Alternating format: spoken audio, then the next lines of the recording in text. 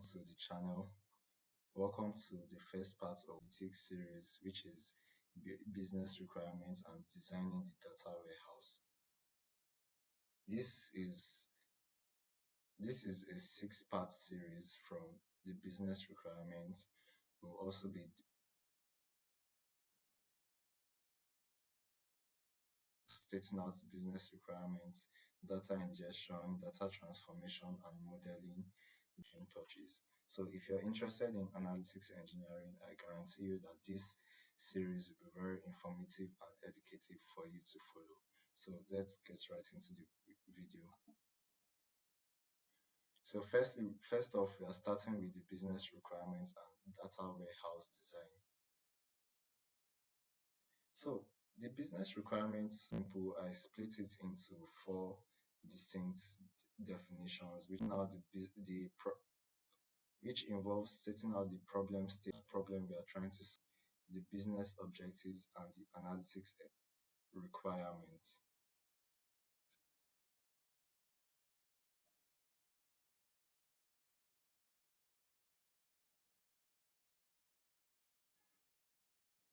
And we'll be looking at this in detail. And we'll be looking at this in better detail now. So if I go over here, this is where I'm documenting the whole project, and here I've stated out the business requirements and the data warehouse design.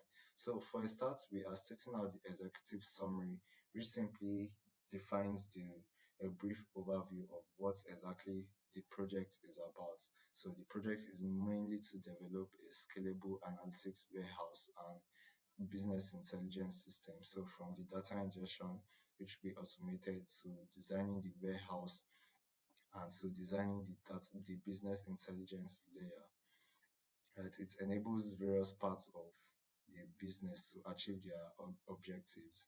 The business problem, which is the problem statement, the stakeholders lack a unified view of the taxi trip patterns. So the data sets used here is from a public from a BigQuery public data set named NYC taxi trips, which have a number of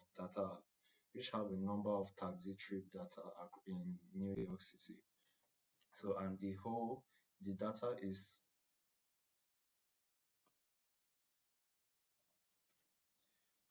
data is still in a raw format with no way of getting insights from the data, and also the data is also frequently updated, so new records will keep on being stored into the data. But for the sake of this project, the data update is an assumption, so we are working on an assumption that the data is always being updated with new records, which is being stored in a raw format, a format where the stakeholders can't easily access and analyze the data.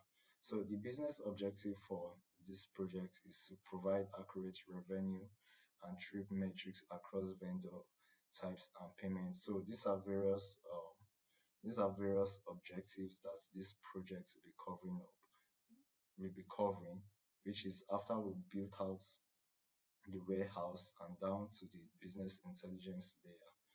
Now we have the analytics requirements, which details out what exactly the stakeholders need at the KPI levels. So here there's demand analysis, revenue and financials, and operational, just to keep it simple, and then a bit of KPIs under those categories. And then we have others which we can focus on later on as the project proceeds. Then down to the data warehouse design, which is the interesting part for me. So over here, we'll check out the data warehouse design. So over here, this is a basic warehouse design for an analytics system, where we have the sources. So from the sources, we have the data extracted and loaded into a central raw layer in a data warehouse. So after this central raw layer is going to be where all the data from various sources, various channels will be stored in, and this data would not be touched or altered in any way. This is our first point of interaction where when the data is being extracted and loaded. So from here, the data is then moved up into a staging layer. Now, this staging layer is where the data is being manipulated, where you have things like changing the column names, transforming the data to a more friendly manner, cleaning up the data, missing values, and just transform the data so it's able to be so it can be used in the upstream at the upstream level. Then from the staging layer, it goes into the math. So the staging and the math layer are one of the most important aspects in the analytics architecture. For the math layer, this is where the business KPIs are defined. So this is where we define our business KPIs.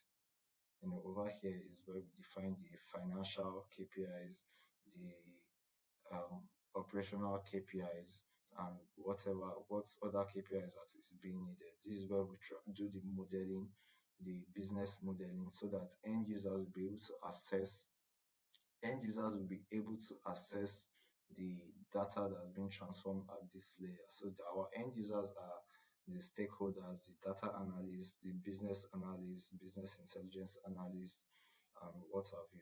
And then from this layer, it is being transported into a BI tool or a spreadsheet like Tableau, Power BI, Looker Studio, or even Google Sheets and Excel sheets, where the end users of this data can visualize and analyze and make sense of the data that comes from this part.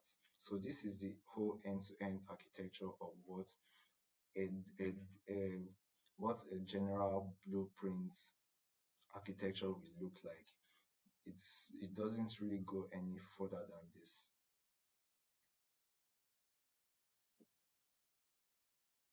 Now onto the next layer. Now this is the modern data stack architecture. This is where we are already defining the technical implementations of what I'm building. So over here is where I'm specifying the tools I'll be using in building out this system. And as you can see, it still follows a straightforward manner from the general architectural design. So we have the sources here, which the source of the data is stored in Postgres, and from Postgres, I'll be using Airbytes. So this tool is known as Airbytes. I'll be using Airbytes to ingest the data, to extract and load the data into a BigQuery warehouse. It will be ingested into the raw layer at first. Then within BigQuery, I'll be using dbt, which is this tool over here, for transforming the data. So from the raw layer, it will be transformed into the staging layer, where I will do the data cleaning, column namings, and testing other values like unique values and likes. You know, this is the primary points where I'll be ensuring that the data quality and everything to just ensure that the data is good enough to be used. From the staging layer, the data moves into the intermediate layer. If you've ever modeled data before, this is where we talk about facts and dimensions schema. So these all talk about the star schema and the snowflake schema. This is where I'll define the facts and the dimensions. This is where we'll be defining the central facts and the dimensions layer. And then from here, we will now be taking it into the math layer. So from our facts and dimensions, we will now be defining the various KPIs. We'll be defining the various KPIs for different departments like the finance, the operational, the marketing. This is where all their KPIs will be defined. And then from this central source of truth, the math layer, which is being created within the data warehouse, it will now be transferred to the business intelligence and the end user. So if you don't know already, one major benefits of having this transformation done in your data warehouse, which is the intermediate and the math layer, as opposed to people who are always defining their facts and dimension schemas or maths or KPIs in the BI layer. One major benefit of having this done here is that this becomes a central source of truth for every upstream users of the data. So instead of creating KPIs in the BI layer where one user might have a KPI that says a certain number and another user might have another KPI that says a certain number, the KPIs is being stored at the data warehouse, at the warehouse layer. So everybody that needs the KPI can access it from a single source of truth, and it becomes the only definition that everyone across the organization is using. So if anyone from the finance department is using a certain business definition, he has the same value of someone who is using that same KPI in the marketing department or in another department. So that is one big benefit of having the transformation, the so that is one big benefit of having your transformation, your KPIs and fact and dimension layers being defined in the data warehouse. Now the facts and dimensions and even the math layer could be imported into the business intelligence tool just in case the separate departments may have special needs for it, so they could create their own definitions within their business intelligence layer. So, and after the whole process, we now have Airbytes as an orchestration tool, which will automate this whole process from the ingestion to the raw layer to through the transformation and down into the business intelligence. Ingestion can be scheduled using Airbytes, why, but the transformation will have to be orchestrated using Airflow and even down to the business intelligence layer. So this stack, which is referred to as a modern data stack, is a complete solution to organizations who are looking to adopt an analytics system in their company. There may be more unique cases or edge cases that will demand a more customized approach, right? The tools itself can be swapped with other tools, but the general structure remains the same. And that's it, guys. That sums up the business requirements and the data warehouse design. In the next video, I'll be going over the data ingestion step and environment setup, where I'll be using Airbytes to ingest the data from Postgres into BigQuery. So thank you very much, and I'll see you in the next video.